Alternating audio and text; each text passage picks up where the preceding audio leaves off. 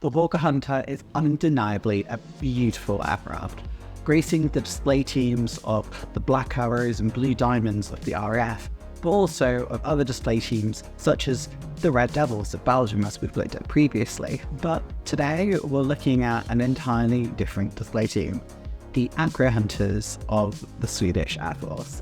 For a long while I've wanted to do a history of the Swedish display teams, particularly because I took quite an interest in Team 60, flying the Saab 105 or SK-60. And, well, it led me down a very long road of looking at different display teams and reading a few books on the matter. Well, obviously we've started that series with my J29 Tunnen of the Flying Barrels, and we're continuing today with this Acrohunter kit. Eagle-eyed viewers will notice I've done this kit before, when I did my Red Devils display team kit, and you'll already know that this kit is interesting, to say the least. I mean, everything about it, from the decals that disintegrate and have really low pigmentation, to the actual accuracy of the model itself, and that there's lots of areas for improvement. In fact, one of my friends, Captain BFC, has already made the Acrohunters kit after seeing that I bought one for the Red Devils. And they set me a bit of a challenge. Do you fancy a challenge? Can you please fix this kit? I'm a big fan of the Hawker Hunter, but something about this Mistercraft kit is just so underwhelming. It's just bad. As soon as I saw how bad the decals were on this kit, I knew I was not going to do the other liveries. In fact, I actually originally bought 3 of these. I bought one to do as Red Devils, one to do as Acrohunters, and one to do as Particle Suisse. The Swiss one, I'm not even going to attempt the decals in this box, and I will probably just have to mask and paint it myself. The Red Devils one, I ended up, again, painting most of it and having to use 2 kits decals to make it work. And so I realised I could fix this kit by some aftermarket decals, because for the Acrohunters that actually is an option. So the challenge is set to turn this kit from 0 to hero. If you want to see how this series ends up going, make sure to subscribe to the channel, and you can follow me on Instagram as well if you want to stay up to date.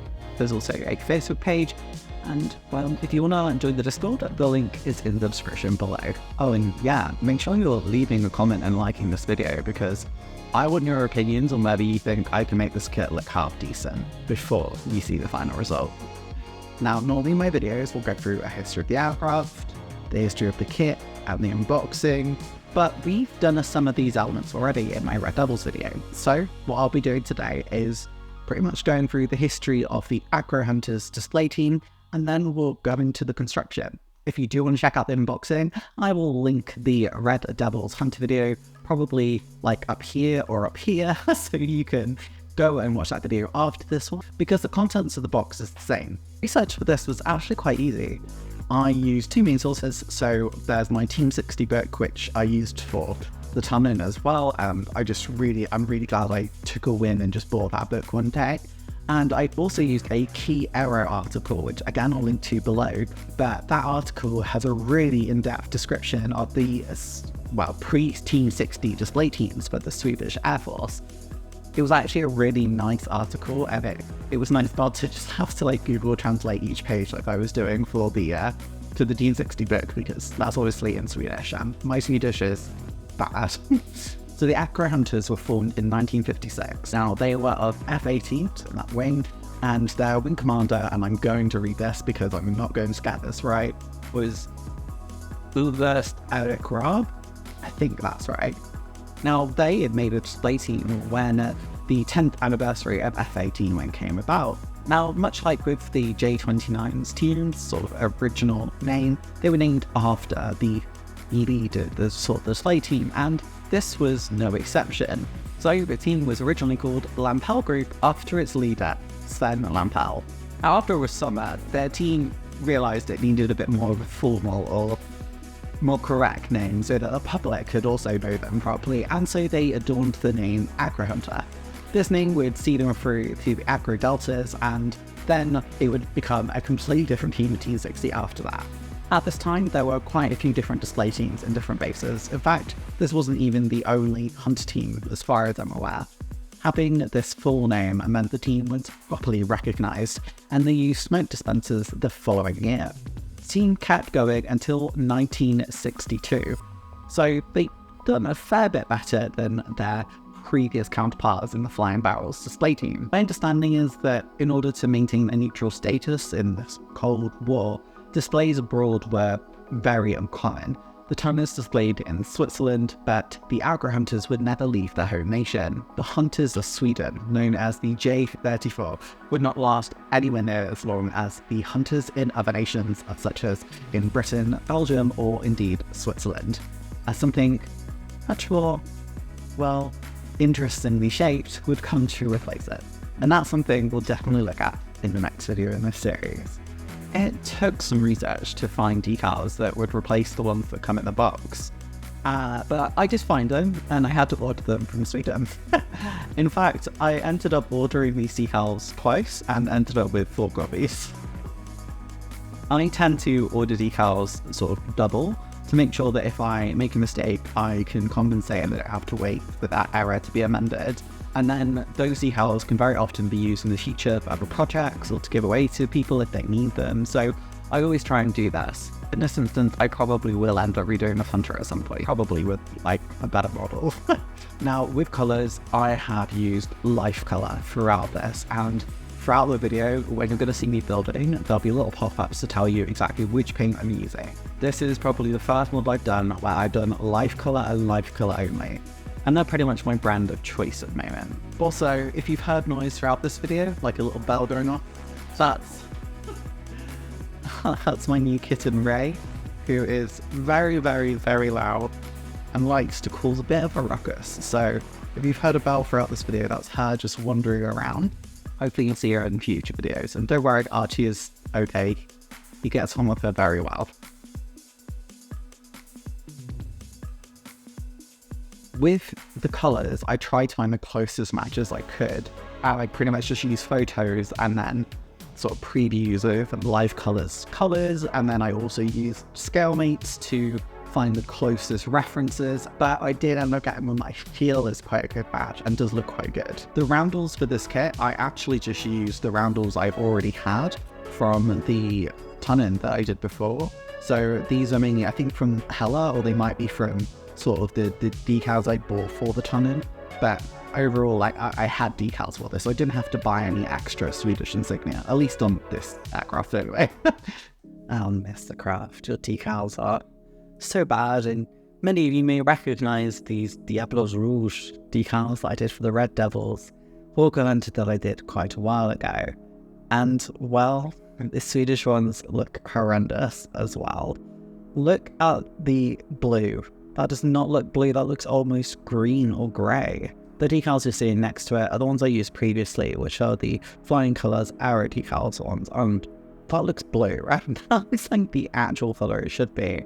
So yeah, safe to say we're not going to be using those decals. We'll be using some of the decals that we need, but yeah, we're limiting it quite a lot. So with the kits, we are cutting out the fuselage and also the wing sections. For some reason, I decided I need way more glue than I needed, and to do it in a really weird dotting pattern. So that's how I glued the wings together, I guess. Don't really know why I did it, but I did. The wings went together relatively easily, and to be honest, I don't have many issues with the construction of this kit. There is one glaring hole in the kit, which is where the air intake is. You can just see through the actual kit itself, which is a bit silly. I probably should have put something in place there to sort of fill it and give the model a bit more, I guess, realism, but it wasn't something I thought about until much after. And to be honest, this was more of an exercise in airbrushing than anything else, so I wasn't really too fussed about the model per se. I know that might sound a bit odd, but realistically the most important thing for me was making sure that I did a good paint job. The cockpit itself was a relatively simple job. I guess that's one of the main mantras of this entire production. Featuring the chair that slits into the back of the cockpit, we then paint all of it, both the cockpit tub itself and the inside of the front of the fuselage, with Revell's black spray paint to get a really nice, deep, dark, secure coat. Spray cans themselves can be much easier than airbrushes for these little jobs because you don't have to clean them all out afterwards. If I'm painting the whole exterior, I don't mind doing all the cleaning between different coats as it's sort of part and part of the whole thing. But with these little things where you're still going to do mainly construction, I definitely like having a wrestle can lying around. Sticking the cockpit in place was relatively easy, and then it's a case of joining two fuselage halves together. Of course, we've already got the wings on there, which means we've got something to hold and grip onto, and just easily align it all. Really easy job. Again, it's the mantra of this build. Although you can still see already where that gap is, and you can see the pink between the intake switches. Bit of a shame, but again, if this had been an exercise in scratch building, I would have done it, but this was focusing on airbrushing itself, and also just trying to fix a kit that I really like, actually. Part of fixing that means making sure to try and get the nose rid of the seam lines that plague it. I don't remember having as much difficulty when doing my Red Devils kit, but apparently I still needed to use a lot of putty.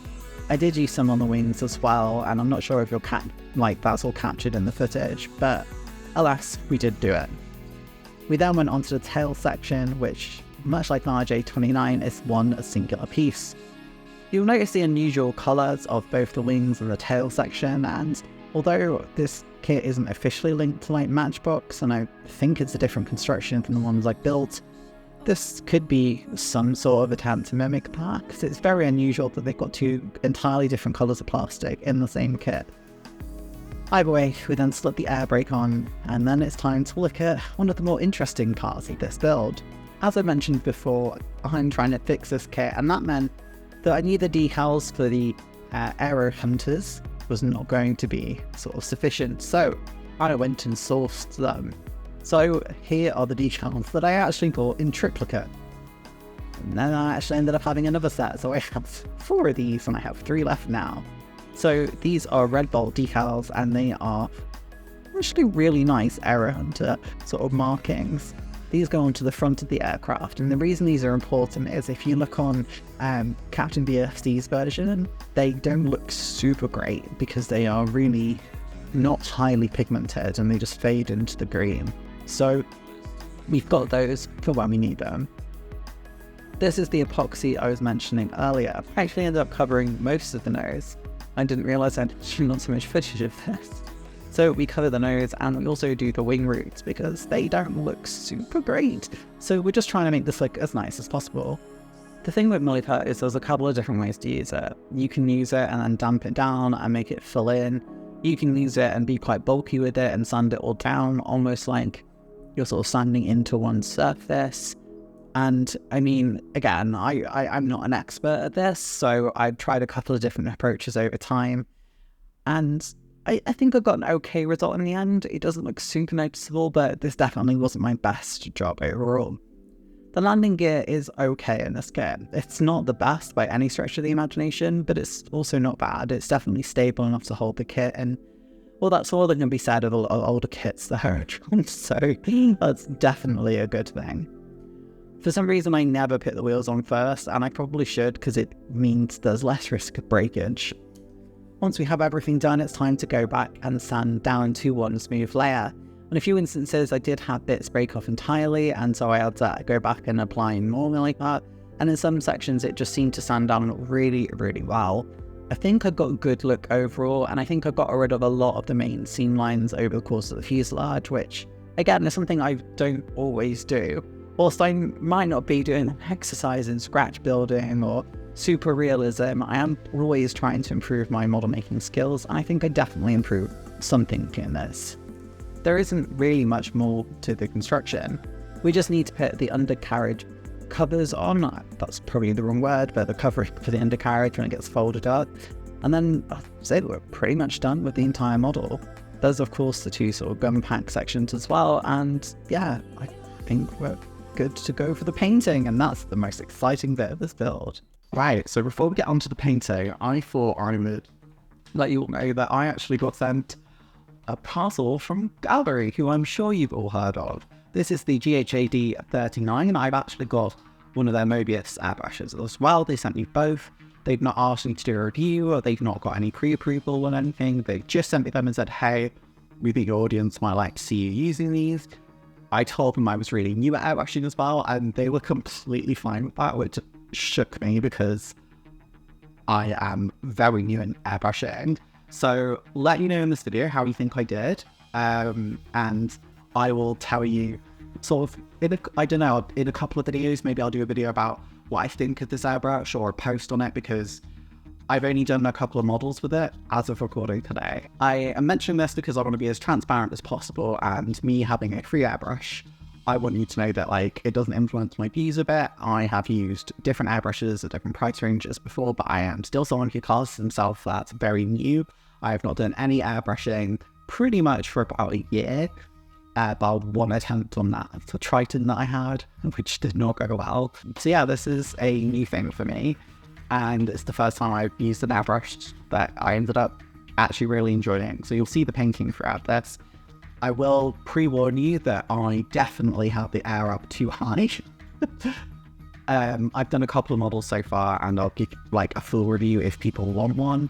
If you do want to buy one of these, there's also a referral link in the description as well. So yeah, but thanks to Ghaaleri for sending me this, and let's get into the painting. I used online references to find the right colours here. Light blue RLM76 appeared to be the right colour for the underside of the aircraft. I'm using Life Colour paint exclusively for this kit, and although I might not use them alone all the time, they are my primary paint brand now, with all of my paint shelves being absolutely covered in Life Colour. I'm not sponsored by them, at least not yet, but Life Colour, if you want to sponsor me, please go for it. But I just really enjoy using their paints, and I think once you find something you enjoy using, who cares what other people think? I've tried a couple of other paint brands, and of course for the longest time I was a fond user of Revell Aquacolor, but over time, as I've gone more and more towards airbrushing, and I've got this lovely airbrush from Ghaaleri that they sent me, I've just become someone who's moved over. This olive drab base colour, again from Life Colour, I initially had a little bit of difficulty with, but then once I figured it out, I found it went on really nicely. You'll notice that my technique does change during the course of this video, and that's genuinely me just relearning how to do an airbrush. But I think I definitely got more control on this model than I had ever gotten airbrushing before. In fact, I found this airbrush to be really nice and easy to use. I think some of the previous cheaper airbrushes I've had, the issue I had was inconsistency. This one, I didn't find that. I found that whenever I wanted it to do a certain thing, it pretty much did. One of the main things I learned was that when I'm using Life Colour paint, if I use a bit of retarder in the paint alongside a smaller stick thinner, it just works really nicely. And that's something I didn't really realise until I was doing this project. I use a really cheap retarder, it's nothing special, it's not Life Colour branded, so it's definitely something that I would recommend if you are someone who uses Life Colour, because it's definitely a game changer. You can see how nicely the green's gone on overall, and it definitely looks the part as well. I am trying to do this whole thing without masking, mainly just so I can practice doing straight lines with airbrushing. I did realise I'm probably going to get it on my nails though, and also on the underside of the wing. This is something I just need to learn how to do over time, and annoyingly I wish I had used masking tape, because it would have got me a straight line rather than a feathered line, and that's what's on the actual model, so you know, that's something I wish I'd looked at more, but it is what it is at the end of the day. I'm not too fussed. I added in a few drops of matte black into the mix in order to get a slightly darker colour, and this was so I could do some sort of discoloration. I'm then going to go over the top of it with, again, green to blend it in, but I just wanted to try and get some different panel lining and just some sort of general weathering. It's not something I've ever done before, but then I realised how bad the gaps were on the wings, and that really, really bugged me. And ultimately I will end up redoing it and sanding it all off and redoing it so that it looks nice again. But realistically, like, I think I did a good job, considering Like, I'm just using my own sort of eye and what I think looks nice. And again, I'm not an experienced airbrusher, although I have done some airbrushing in the past. Like, this is still a very new skill to me. I think I did okay. Like, I don't think I did horrendously. And I just sort of darkened where I felt would be right. I didn't really use reference pictures, which I should have done, but you know, this model's for me, really. It's going to go on my shelf and I'm going to look at it every day, so I guess that is what it is. I did swap between the colours a few times so that I could get a nice sort of clean finish on it. Probably still ended up not being the cleanest in the world, but it is what it is. I even tried to use some of the life colour sort of metal selection. I don't think I use these very well on this model. We will see them on a later model, I will just say that. Essentially, I think I over-thinned them in this instance. They are definitely thinner than the sort of normal colours. But when you get them right, my god, these look really good. But yeah, I really tried to just get everything done with airbrushing that I could, really, because I mean, that's how you learn, isn't it? It wasn't going to be my best model, I knew that. But honestly, impressed with the airbrush. Ghaaleri, like, making nice products. I know that there have been people saying it's a bit hit or miss, but in my experience it seems really nice. But I'm just one person, and I did also get this for free. It's not a super expensive airbrush. There are like comparable ones I have used. You can see the decals we're using here again, and we'll be sort of activating and setting these with microsol and microset. I don't think activating is the right words, but never mind. You can see that I filled in the wing and repainted it all as well, so it looks a lot better than it did before. It still doesn't look perfect by any stretch of the imagination, but it definitely looks better than it did when I had that giant gaping hole in it. I'm glad I went back and did it. It's something I've always been too scared to do before. It's sort of, whenever I've got to the painting stage, I'm like, right, that's it, it's done. But I found that with using airbrushing, it's much easier to go back and blend something to look nice again than when you're doing hand painting, and it can be an absolute pain. So this is definitely something I'm less afraid to do in the future now, mainly because of airbrushing. These decals are really lovely. They go on absolutely like a dream, and the colour pigmentation is just beautiful. They're so bright and vibrant. I absolutely love them. Just look at that blue. I've always loved the Swedish insignia. Ever since I was a kid and I had like one of those foam little gliders that had like Swedish insignia on, I just always thought it was like the coolest insignia. Like, I didn't even know who it represented when I was that young, but I just loved it. And to this day, I still love the Swedish Air Force insignia. Now, we do have to get the numbers on from the actual Mistercraft kit, and these kind of peeled off rather than coming off as decals. They were absolutely awful, and I'm trying my best to show you how bad these decals are. And I'm not doing anything different to these. You saw how easy these other ones came off. These ones don't. They come off as a film. It is absolutely bizarre how these came off.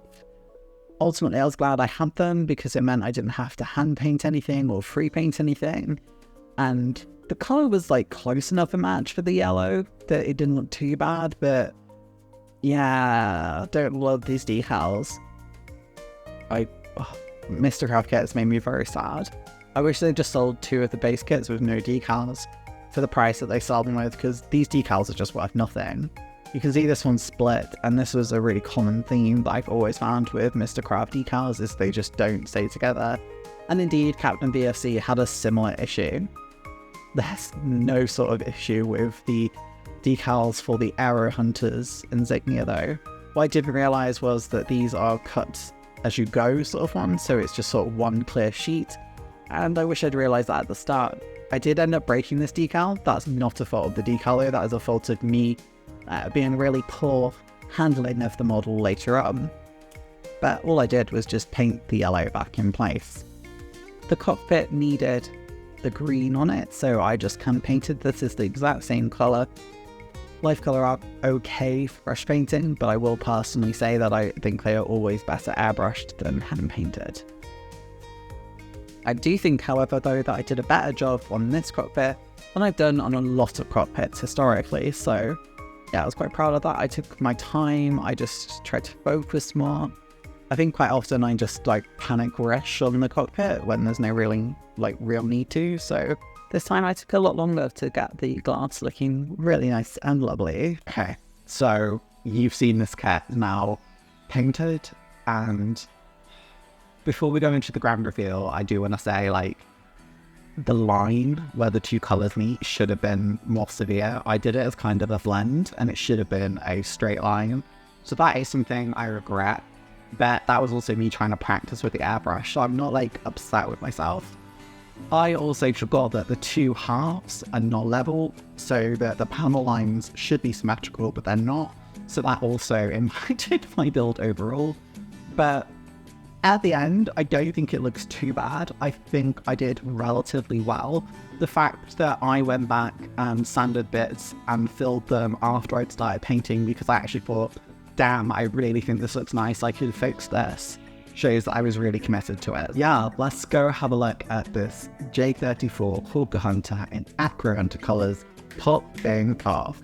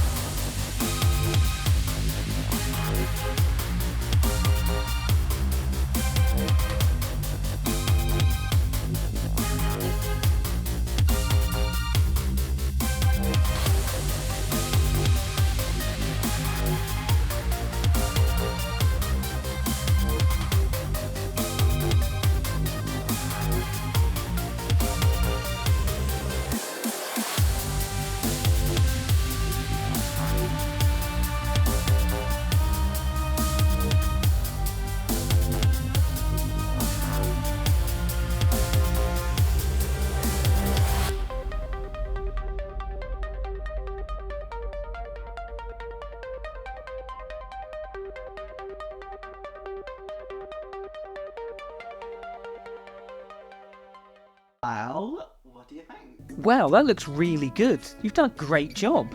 I mean, if only Mistercraft cared about the decals they put in their kit, you'd actually have something worth buying. Yeah, I'm impressed. Excellent job, Miss Modeler.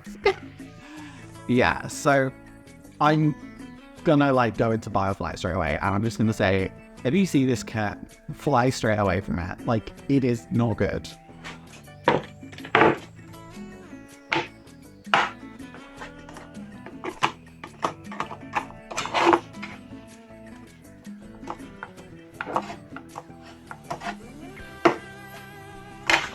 Can't even use it as a bloody butter knife.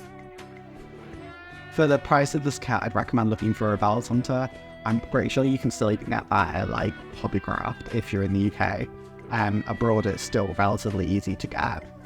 Or even looking at second-hand models, because they're probably going to be about the same price but not have the same deficits that this one has. If you particularly want to make an Acrohunters one, I would look at buying third-party decals. The ones I've used in this video are absolutely fine. You can get them from Rebel Hobby or Maestro Models if they're still in stock. Kit is just not worth your time, and it's not worth your money. It's very rare that I tell people not to buy a kit. If you saw this on offer for maybe a couple of pounds, then yes, it would be worth it. And if you're going into it knowing that you're going to have to do a lot of work to it, then fine. But personally, for a new starter, the experience would be so frustrating that I don't think it's worth it. And for anyone who's looking for a really nice model, you want something a bit better, whether that's the, Rebel kit or one of the older kits that's on the market as well. In terms of the decals though, I think these were great. I did have part of one of my decals break, but I think that was my fault, to be honest. It was sort of how I handled it. And I also used cold water rather than warm water, which I know sometimes can affect the decal coming off the sheet. So that is entirely user error. I think the decals look great. I think they look really nice on the model, and they are definitely a manufacturer I would buy from again decal-wise, so 10 out of 10. The price of them is what it is. These aren't by a mainstream company, so I don't mind paying a little bit extra for something that you specifically want. You get some very small decals, but honestly, you get to make the kit that you actually want, so worth it, honestly. I'm really curious to hear what you guys think, so let me know in the comments, did I save this kit or did I just worsen it? If you haven't done so already, make sure to subscribe to the channel, and if you want to support the channel, you can become a channel member as well. Advanced kit level members also get a shout out at the end of each video. You can find my socials at both Instagram and Facebook here as well, and I guess that's all we have time for today. Thank you so much for joining me, and I will see you all next time. Bye! Thank you to all of my channel members. As usual, shout out goes to the advanced kit level members, including Bob and Genevieve Albridge, David Barber, Taggers365, Jeff's Dioramas, Iron Duke, and my 2 longest subscribers, Explosive Water and Crazy Locha. If you've enjoyed what you've seen here today, make sure to hit that subscribe button, and, well, there's a recommended video here just for you. So why don't we go and have a look together? Wherever you are, have a lovely day. Bye!